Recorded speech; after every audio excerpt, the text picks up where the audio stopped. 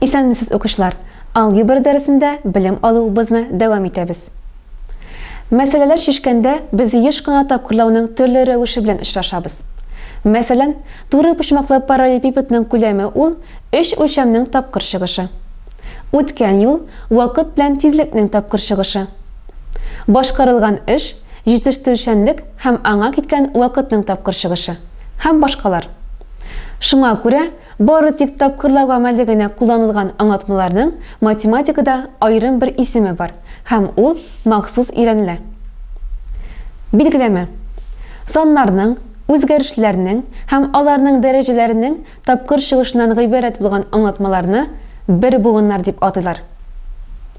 Димәк, укучылар, бүгенге дәресебездә без бер буыннар белән танышырбыз. Бер буыннарга мисаллар китерик.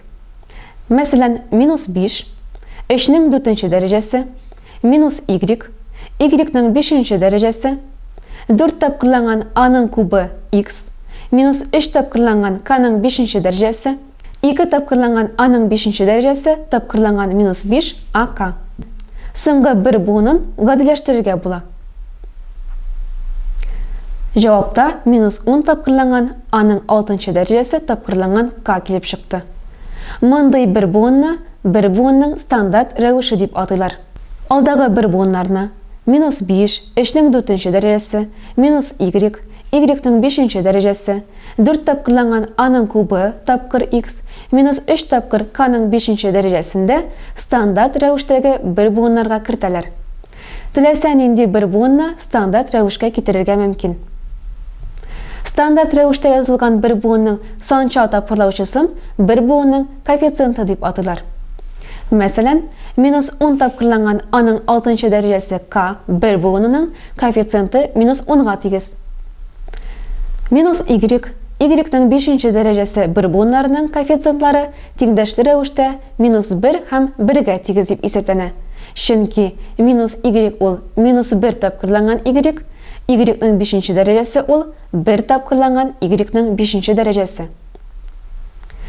4 тапкырланган x-ның 5-нче дәрәҗәсе тапкыр y тапкыр k-ның квадраты бер буынында үзгәрешләрнең барлык дәрәҗәләр күрсәткечләренең суммасы 8-гә тигез. Бу сумманы әлеге бер буынның дәрәҗәсе дип атыйлар. 4 тапкырланган a-ның кубы x бер буынының дәрәҗәсе 4-гә тигез. -3 тапкырланган k-ның 5-нче дәрәҗәсе бер буынының дәрәҗәсе 5-гә тигез.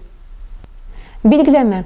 Бер буынның дәрәҗәсе дип аңа кергән үзгәрешләрнең барлык дәрәҗә күрсәткечләренең суммасын атыйлар. Әгәр бер буында үзгәрешләр булмаса һәм 0-гә тигез булмаган сан булса, аның дәрәҗәсен 0-гә тигез дип исәплиләр. 0 саны дәрәҗәсе билгеләнмәгән бер буын була. Бер буыннарны тапкырлаганда һәм бер буыннарны дәрәҗәгә күтәргәндә нигезләре бердәй дәрәҗәләрне тапкырлау кагыйдәсе һәм дәрәҗәне дәрәҗәгә күтәрү кагыйдәсе файдаланыла. Бу вакытта гадәттә стандарт рәвештә күрсәтелгән бер буын килеп чыга. Мәсәлән, алдагы аңлатманы карыйк. Бер буынны бер буынга тапкырлап, 0,4 тапкырланган k-ның 5-нче дәрәҗәсе, y-ның 10-нчы дәрәҗәсе бер буыны килеп чыга. Әлеге бер буынның коэффициенты 0,4-гә тигез, дәрәҗәсе 15-гә тигез. Күп буынны дәрәҗәгә күтәрүгә мисал карыйк. Аның өчен дәрәҗәне дәрәҗәгә күтәрү кагыйдәсен кулланып, һәрбер тапкырлаучыны дәрәҗәгә күтәрәбез.